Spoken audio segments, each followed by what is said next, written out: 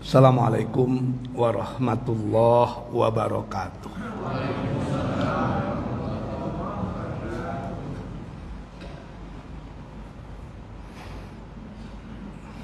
Alhamdulillahi rabbil alamin. Wa bihi nasta'in ala umurid dunya waddin. Ashhadu an la ilaha illallah wa ashhadu anna Muhammadan abduhu wa rasuluh la nabiyya ba'dah. Allahumma salli ala Muhammad wa ala ali Muhammad. Bapak, ibu-ibu, hadirin dan hadirat yang dicintai Allah, kembali kita bersyukur kepada Allah. Subuh yang berbahagia ini, Allah masih memberi kita nikmat hidup. Semoga kehidupan kita hari ini lebih baik dari hari yang lalu. Kehidupan kita hari esok akan lebih baik dari hari kini. Selawat beriring salam kita pohonkan kepada Allah agar senantiasa dicurahkan kepada Rasulullah Muhammad sallallahu alaihi wasallam. Sama-sama kita berikrar agar tetap menjadi umat dan pengikutnya yang senantiasa setia menghidup-hidupkan sunnahnya dalam hidup dan kehidupan kita, insya Allah. Kita teruskan pengajian kita tentang surah Luqman. Pada pengajian yang lalu kita sudah berbicara tentang wasiat Luqman yang kedua. Yang pertama syukur, yang kedua syirik.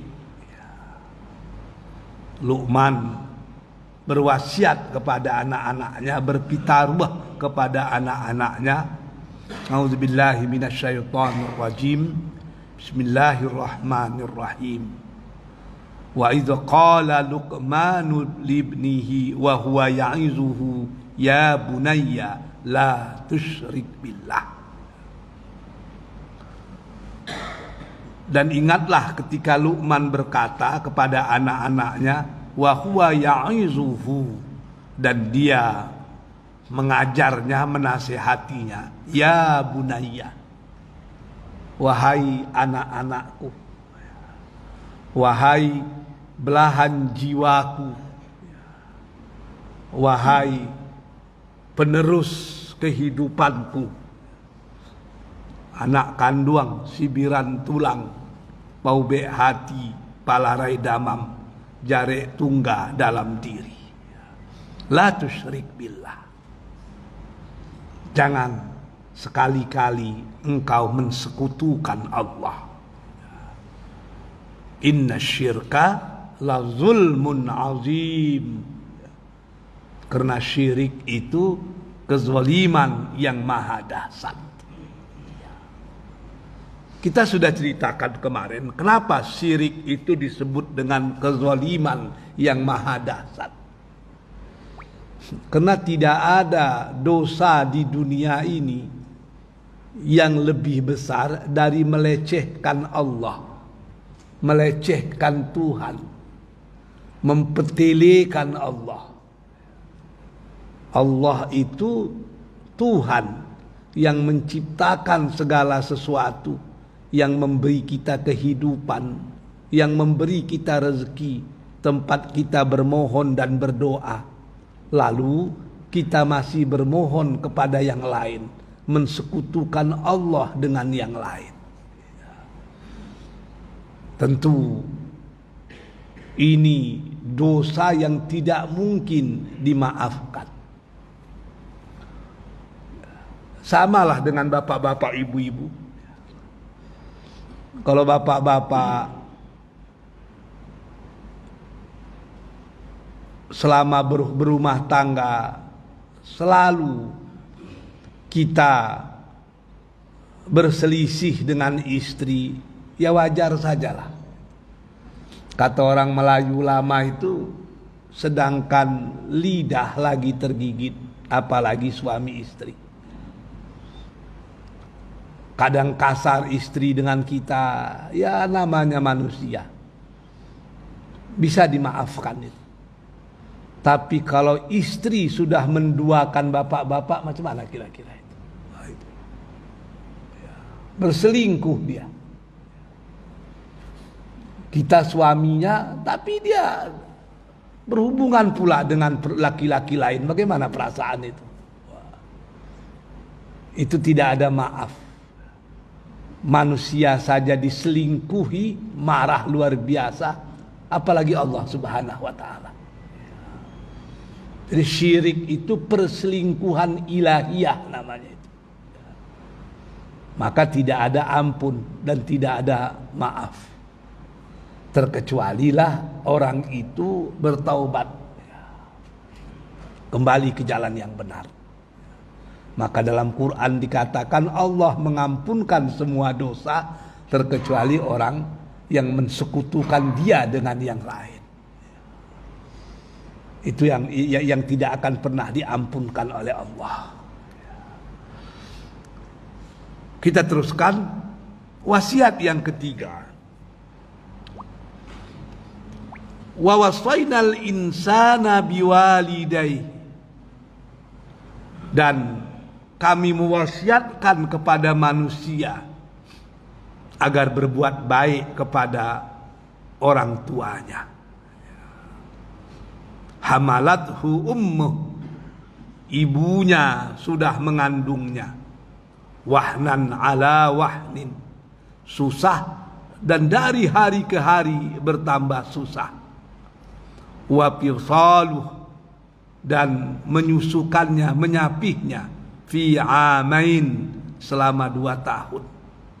Anishkurli, bersyukurlah kepadaku.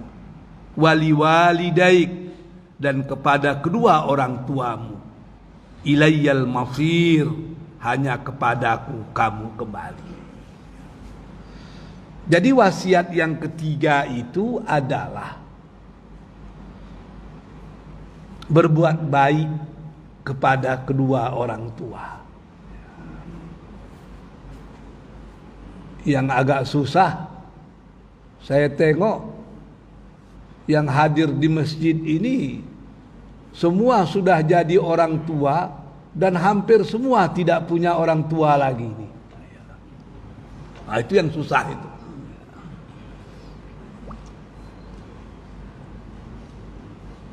Ada satu hadis menceritakan bahwa ketika Isra Mi'raj, Rasul itu dibawa ke surga bersama malaikat Jibril. Diperlihatkan surga, diperlihatkan neraka. Ketika sampai di surga, ternyata surga itu pun bertingkat-tingkat. Ada satu level di surga itu yang malaikat Jibril saja sudah tidak bisa lagi masuk ke sana. Dia tidak punya akses.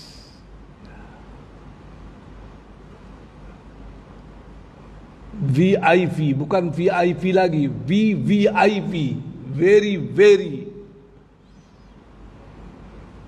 luar biasa itu. Jadi Rasul terkejut. Jibril yang disebut dengan Ruhul Amin, bos dari segala malaikat, sudah tidak bisa masuk ke surga itu, tidak punya akses. Tapi herannya, di surga itu ada orang yang tinggal. Tentu bingung. Malaikat saja tidak bisa lagi masuk, kok ada orang di sana. Maka Nabi bertanya kepada Jibril, itu siapa itu? Kenapa dia bisa masuk ke surga itu, sementara engkau saja sudah tidak bisa lagi masuk ke situ? Apa jawaban Jibril? Itulah surga yang luar biasa hebatnya dan diberikan kepada orang yang berbakti kepada kedua orang tuanya. Begitulah hebatnya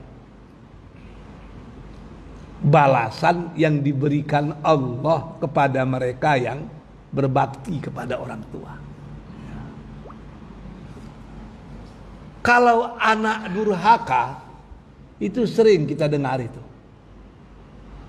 Tapi saya belum pernah pula mendengar ada orang tua durhaka itu. Kalau dia marah karena mendidik, biasa itu. Tapi kalau ada orang tua yang durhaka kepada anaknya, itu orang tua yang sudah kehilangan keorang tuaannya itu. Kalau istilah orang Melayu lama, itu haruan makan anak itu. Kenapa orang tua itu istimewa? Karena cinta yang tidak berbatas itu cinta orang tua kepada anaknya. Kita kan sering itu mendengar-dengar orang tua-tua kita dulu mengingatkan, kasih ibu sepanjang jalan, kasih anak sepanjang penggalan. Terbatas itu. Orang tualah yang bisa menerima anaknya sesusah apapun dia. Itu orang tua cuman itu. Kalau saudara, ya 50-50 lah. Ada saudara yang bagus kalau kita tidak berharta, tapi ada pula saudara yang melupakan kita, ada itu.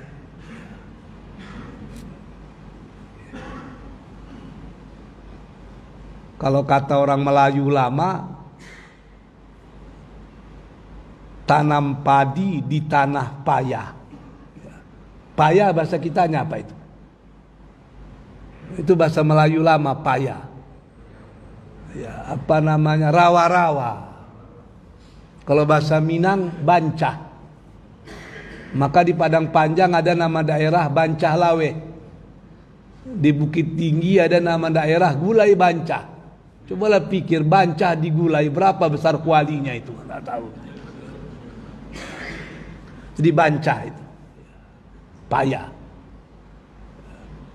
Tanam padi di tanah payah sambil beternak ikan patin.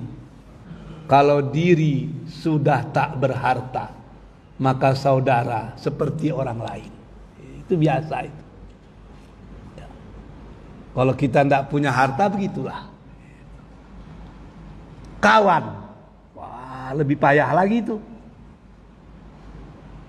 Kawan tertawa mudah dicari, kawan menangis susah didapat. Susah sekali itu. Kalau kita sedang berharta, semua orang mengaku kawan itu.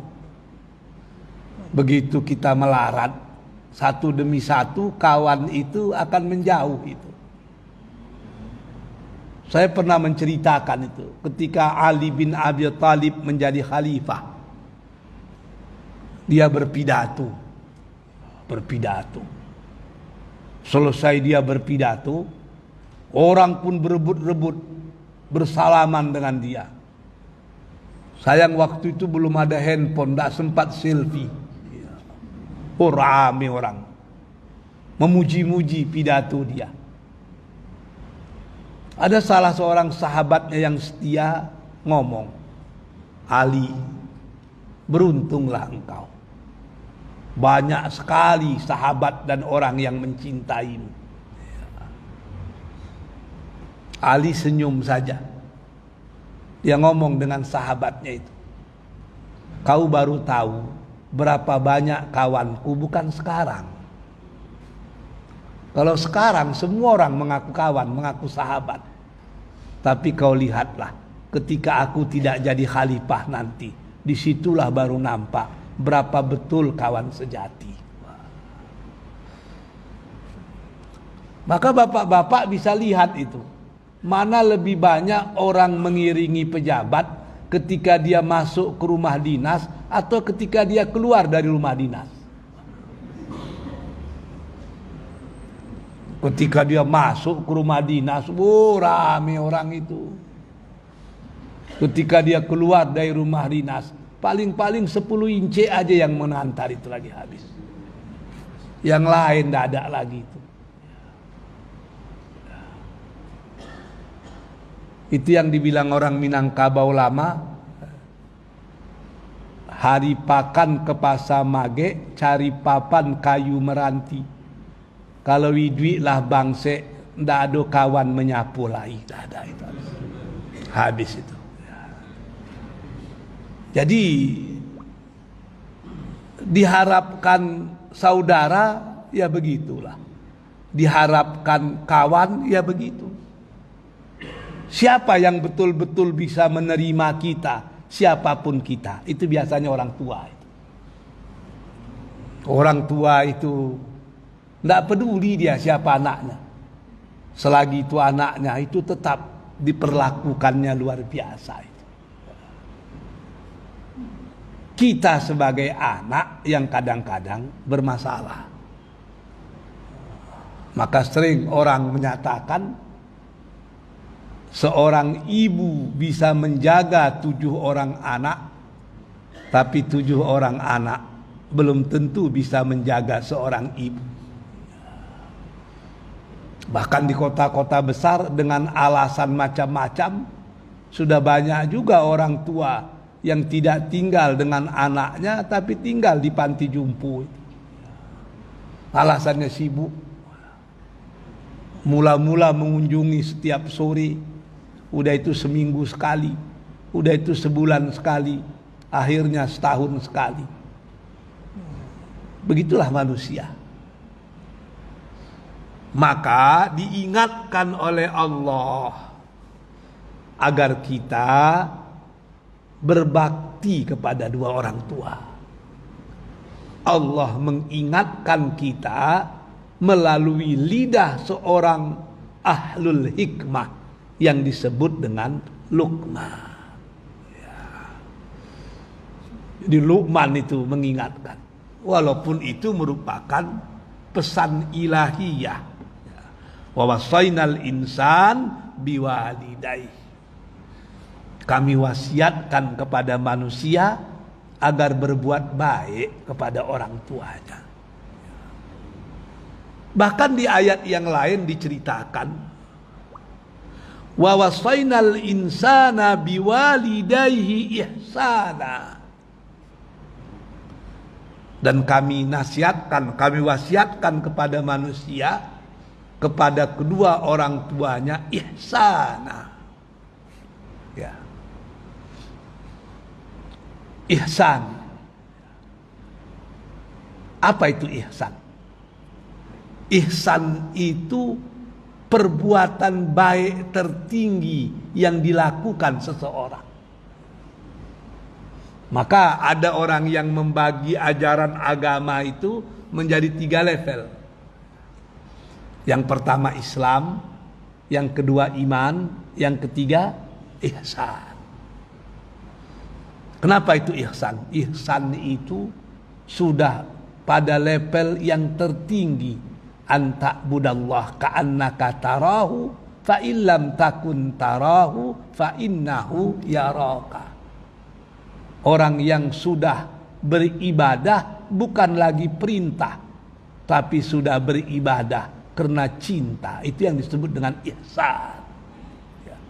Maka hadis-hadis tentang ihsan itu yang dijadikan dalil tentang kehidupan sufi atau tasawuf dalam Islam.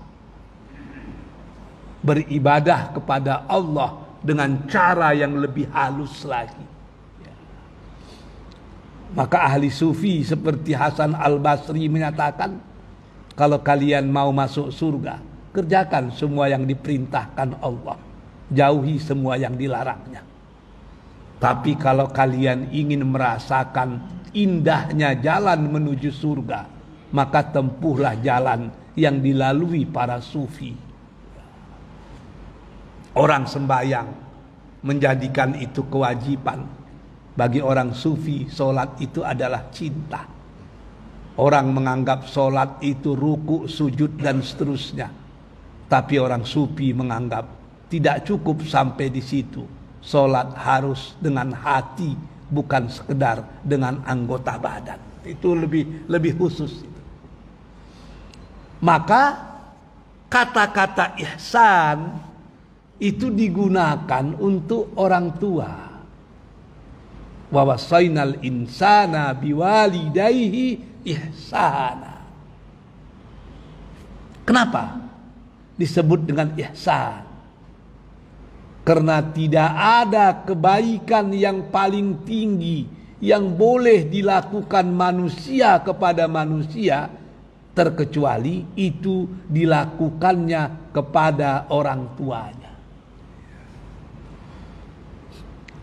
Bapak-bapak bisa berkata lembut dengan istri bapak-bapak, tapi bapak-bapak harus berkata lebih lembut kepada orang tua, karena kata-kata untuk orang tua itu ihsan.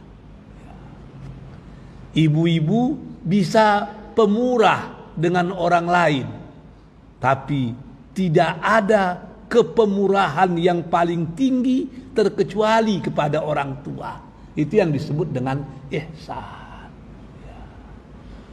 Kita terbalik. Dengan orang lain bisa berkata lembut, tapi dengan orang tua kita menghari-hari. Itu yang tidak boleh. Dengan orang lain kita bisa pemurah, tapi dengan orang tua kita beretong. Ini yang dikatakan orang Minang dulu, baru dirimbo di susuan, anak di rumah mati kelaparan. Dengan orang luar biasa pemurahnya, tapi dengan keluarga keras, apalagi dengan orang tua. Kalau mengecek dengan orang, lunak gigi pada lidah, tapi kalau mengecek dengan istri, kareh lidah pada gigi. Itu yang tidak boleh. Jadi Quran itu menggunakan kata-kata ihsan untuk orang tua. Kenapa? Karena tidak ada perbuatan baik yang boleh dilakukan manusia kepada manusia selain yang paling tinggi itu harus kepada orang tuanya. Itulah hebatnya ajaran Islam, di mana orang tua itu ditempatkan pada posisi yang luar biasa. Saya pernah tertegun itu. Ya. Pengadilan di Afghanistan itu memutuskan perkara yang aneh. 2 orang anak berperkara, meminta kepada hakim agar dialah yang diberikan wewenang untuk memelihara orang tuanya. Kebetulan ibunya sudah sangat tua itu. Bermohon supaya dialah. Abangnya bilang akulah, saya nggak dibawa ke pengadilan. Artinya mereka berperkara untuk menjadi pelayan bagi orang tuanya. Sementara di belahan bumi yang lain, orang berperkara untuk lepas tangan dari memelihara orang tuanya. Oh, luar biasa itu. Bahkan dalam keadaan lumpuh ibunya itu dibawanya pergi haji. Dialah yang menggendong keliling Ka'bah. Tawaf, dialah yang menggendong ketika sa'i. Oh, luar biasa itu. Orang-orang seperti itulah yang wajar mendapatkan surga ketika malaikat Jibril sendiri sudah tidak punya akses untuk masuk ke surga tersebut. Sebab kehidupan kita itu dititipkan Allah dari orang tua. Ada di antara bapak-bapak yang bisa lahir tanpa orang tua ini? Atau ada ibu-ibu yang seperti Karna dalam cerita Mahabharata yang lahir dari telinga, ada itu? Tidak ada itu. Maka saya pernah tertegun di Malaysia itu ketika Mother's Day, hari ibu. Saya di Kuala Lumpur itu, saya tengok ada spanduk besar memperingati hari ibu. Kalimatnya cukup indah itu. Tanpa ibu, siapalah kita? Oh, cantik sekali. Without mother, we are nothing. Itu kalau bahasa Pariamannya itu. Jadi,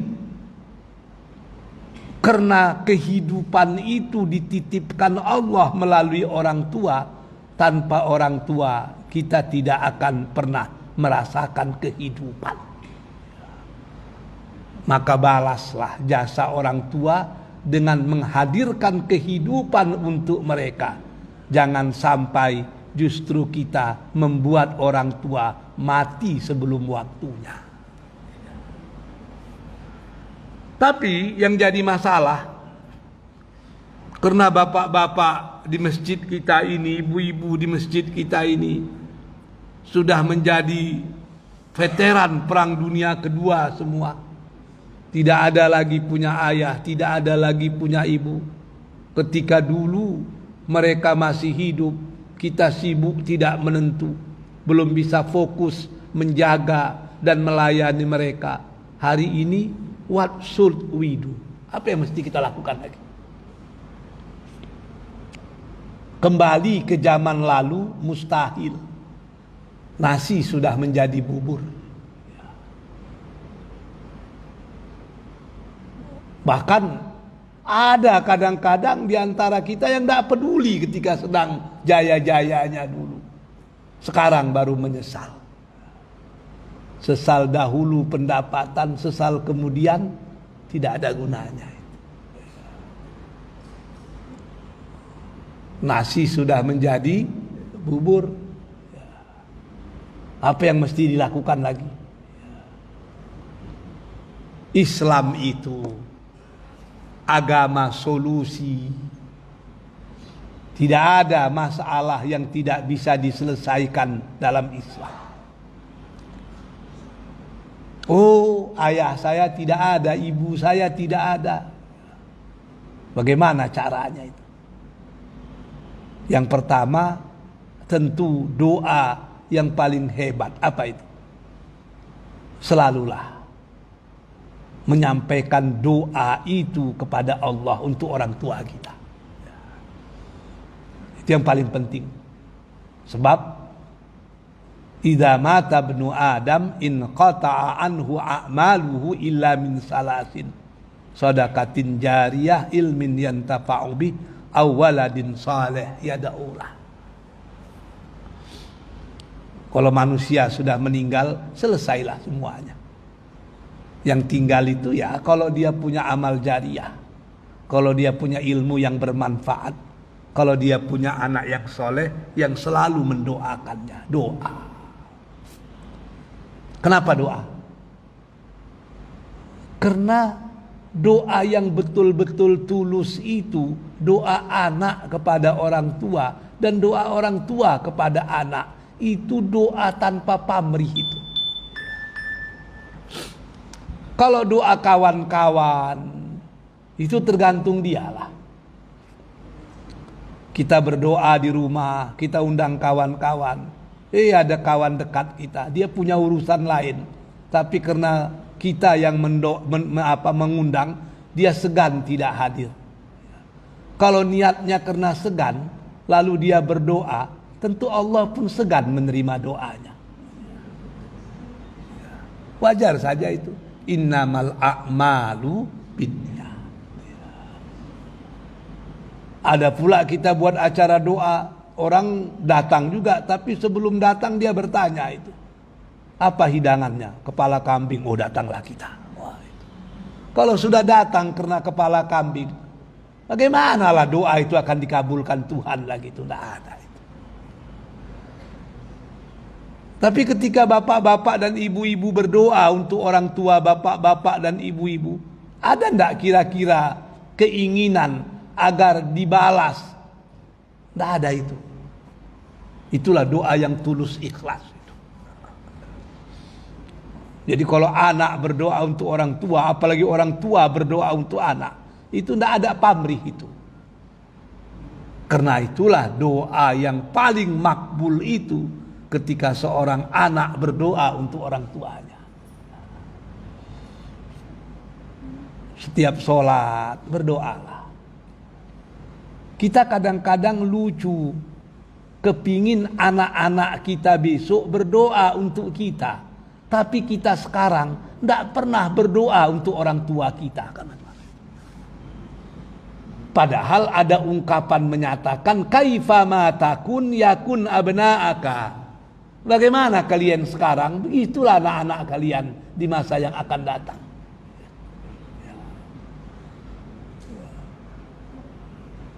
Kalau Bang Zul masih mendoakan orang tuanya sekarang, yakinlah besok anak-anak Bang Zul pun akan mendoakan dia itu. Tapi kalau kita hari ini lupa mendoakan orang tua kita, jangan menyesal kalau besok anak-anak kita pun lupa mendoakan kita. Ibda binafsik, mulai dari kita sekarang. Jadi kalau memang masih ada niat untuk berbakti, sementara orang tua sudah tidak ada, berdoalah. Yang kedua, kata para ulama, cara yang terbaik untuk berbakti kepada orang tua adalah ingat-ingat apa pesan-pesan kebaikannya dahulu. Lakukan itu semua. Sebab itu akan menjadi ilmun yantafa'u bih. Saya yakinlah pasti orang tua kita banyak mengajarkan kita yang baik-baik itu. Jangan lupa sholat. Itu orang tua saya itu. Oh, sekarang saya sholat. Melanjutkan amanah, pitaruah, pesan yang disampaikannya dahulu. Elok-elok ke orang, berbuat baiklah dengan orang. Kenapa demikian? Karena dalam Islam dikatakan kalau orang menyuruh kita kalau kita menyuruh orang berbuat baik, lalu orang itu melakukannya, maka kita mendapatkan pahala sebanyak pahala yang diterima oleh orang tadi. Jadi kalau dulu orang tua kita menyuruh kita berbuat baik, kita sholat, kita bersedekah, kita berbuat baik dengan orang lain, berapapun pahala yang kita dapatkan directly, sebanyak itu juga akan masuk ke dalam rekening kebaikan orang tua kita. Jadi kalau bapak-bapak buat baik hari ini, itu bukan untuk bapak-bapak itu. Ada 3 yang merasakannya. Begitu bapak-bapak dan ibu-ibu buat baik, yang pertama, orang yang merasakannya bapak-bapak dan ibu-ibu. Bapak-bapak dan ibu-ibu akan mendapatkan hasil dari kebaikan itu dari Allah. Yang kedua, karena orang tua kita dulu menyuruh kita berbuat baik, kita buat baik sekarang, maka mereka juga akan mendapatkan pahala sebanyak yang kita dapatkan. Yang ketiga, kalau kita berbuat baik sekarang, itu investasi masa depan. Karena apa yang kita lakukan hari ini, insya Allah itu akan dilakukan oleh anak-anak kita di masa yang akan datang. Berbuat baik hari ini investasi untuk kebaikan yang akan dilakukan anak-anak kita di masa akan datang. Jadi orang yang berbuat baik hari ini tidak egois. Banyak orang yang akan mendapatkan manfaatnya. Kalau sudah demikian, apalagi yang menghalangi kita untuk berbuat baik. Jadi ingat itu. Apa yang pernah dipesankan ayah saya. Yang ketiga, ingat-ingat juga kebaikan-kebaikan yang pernah dilakukan orang tua kita dahulu. Orang tua kita dulu sering sembahyang berjamaah, kita pun pergi ke masjid, melakukan apa yang dilakukannya. Sebab ada riwayat menyatakan, kalau kita melakukan kebaikan yang dilakukan orang tua kita dahulu, seakan-akan dia yang melakukan itu. Ingat-ingat itu. Ayah saya juga ustadz itu. Di hari tuanya yang saya tengok itu, yang tidak pernah lepas dari dia itu Quran. Baca Quran, dia malam saya tengok jam 3, dia udah baca Quran gitu. Kalau saya juga baca Quran, maka seakan-akan dialah yang sedang baca Quran itu. Bapak-bapak dan ibu-ibu saya yakin pasti ingatlah kebaikan-kebaikan yang pernah dibikin oleh orang tua kita dulu. Kalau dia bersedekah dengan keluarganya, ya kita bersedekah. Kalau itu kita lakukan, seakan-akan dia yang masih melakukannya itu. Kan indah itu, mengingat kenangan lalu dengan orang tua itu kan indah itu. Saya posting di Facebook saya, gambar anak saya dengan atuknya. Lalu dengan tiba-tiba dokter hewan Khaidir menulis di kolom komentar itu, Ustadz, teringat saya dengan ayah saya. Oh, hebat juga itu. Banyak kebaikan-kebaikan yang dilakukan orang tua kita dulu. Kalau itu kita lakukan, seakan-akan dia yang masih melakukannya. Yang berikutnya, coba ingat-ingat, masih ada enggak kawan-kawan, karib karabat dari orang tua kita itu, masih ada enggak? Kalau masih ada, berbuat baik. Itu sama, dia yang sedang berbuat baik itu. Jadi Islam itu memberikan solusi yang luar biasa itu. Dulu ya orang tua di kampung kita sibuk, di Pekanbaru sibuk, di Jakarta sibuk, di Surabaya. Karena kesibukan yang luar biasa, ya tidak sempatlah optimal berbakti kepada mereka. Paling-paling ngirim duit, pulang kampung pun ya setahun sekali. Sekarang sudah mulai tua, baru menyesal, tidak sempat lagi. Kalaulah boleh kembali ke masa lalu, ayah dan ibu kita itu kita mandikan itu. Tapi tidak mungkin lagi. Maka caranya itu saja, doakan dia. Ingat pengajaran-pengajaran yang pernah diajarkannya, lakukan. Ingat kebaikan-kebaikan, amal-amal soleh yang dikerjakannya, teruskan. Sehingga ada imam mazhab yang menyatakan boleh berkurban untuk orang tua yang sudah meninggal dunia. Dengan catatan ketika dia masih hidup, memang dia rutin berkurban atau punya niat untuk berkurban. Kan zaman Saisu kan piti itu payah. Pernah kita dengar orang tua kita onde, kok ada piti abak ka berkorban. Kalau ada duit tahun depan mungkin ayah berkorban. Karena susahnya hidup, tidak sempat dia berkurban itu sampai meninggal. Maka berkurbanlah untuk dia. Karena kita hanya melanjutkan niatnya yang tertunda. Kalau dia sudah rajin dulu berkurban, teruskan berkurban untuk dia. Walaupun Imam Syafi'i menyatakan tidak perlu itu. Tidak boleh itu. Menghususkan berkurban untuk orang yang sudah meninggal dunia. Tidak perlu itu. Salah Imam Syafi'i tidak juga. Kenapa? Sebab kalau anak sudah berkorban dan orang tuanya dulu rajin berkurban, maka secara otomatis pahala kurban yang didapatkan oleh anak itu akan didapatkan juga oleh orang tua. Itu otomatis itu. Karena kita hanya tinggal melanjutkan kebaikan yang pernah dilakukannya. Jadi dua-duanya betul itu. Satu melakukan, satu tidak melakukan, karena udah otomatis. Udah include itu. Yang tidak boleh, orang tua kita dulu anti korban. Dia punya harta tapi tidak mau berkorban. Memang sampili karyang. Lalu kita berkorban untuk dia, itu dilarang. Mungkin dikubur pun dia marah. Duit den dulu tidak pernah den berkorban. Lah mati den pandai lah wang berkorban untuk den, masalah lah. Tapi rasanya tidak ada lah, yang seperti itu tidak ada. Kebanyakan tidak bisa berkorban karena memang kemampuan tidak ada. Niat itu pasti ada lah.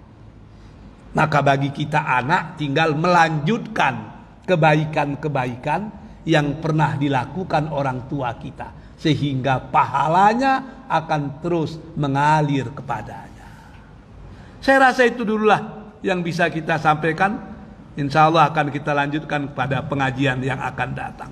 Sebelum ditutup, kalau ada yang ingin bertanya, saya persilahkan dengan segala hormat.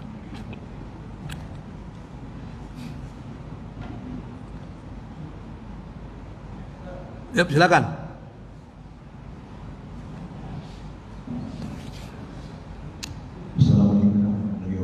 Waalaikumsalam.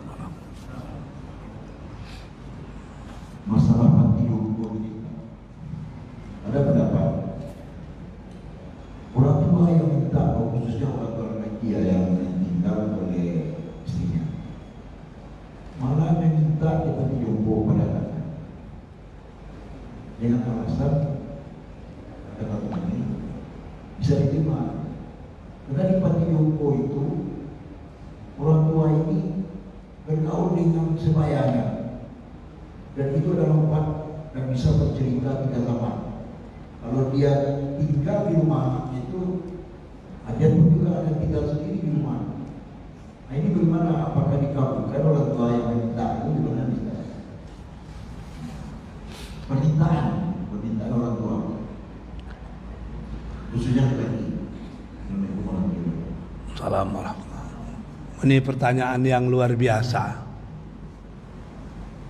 Yang tidak boleh meletakkan orang tua ke pantai jumpo agar kita bebas dari tanggung jawab.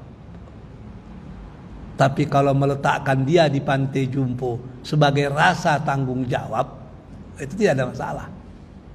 Artinya itu permintaan dia. Yang jadi masalah kan melepaskan tanggung jawab supaya orang kaya itu tidak menyamak di rumah. Ya, itu yang masalah. Itu yang tidak boleh itu. Kalau kita letakkan di pantai jumpo, dia berkawan dengan kawan-kawan, ya tidak ada masalah. Mungkin pagi kita antar, malam ketika kita sudah di rumah kita bawa, gitu kan. Sebab kita juga menginginkan kemesraan yang terakhir dengan orang tua itu. Kalau dia di pantai jumpo, kapan kita mau duduk sama, tidur sama dengan dia? Ya susah juga kan. Ya. Kalau itu kan dia perlu kawan bicara siang hari misalnya, ya tidak ada masalah, kita antar lah. Malam kita bawa ke rumah. Ataupun ya kita persering berkomunikasi dengan dia itu. Sebab kalau udah umurnya 80, masa yang sudah dilalui itu jauh lebih banyak dari masa yang akan dilalui. Hanya tinggal deting-deting terakhir lagi itu. Jadi bukan tidak boleh, tapi bukan berarti itu pengalihan tanggung jawab. Itu aja masalah. Silakan, ada yang lain.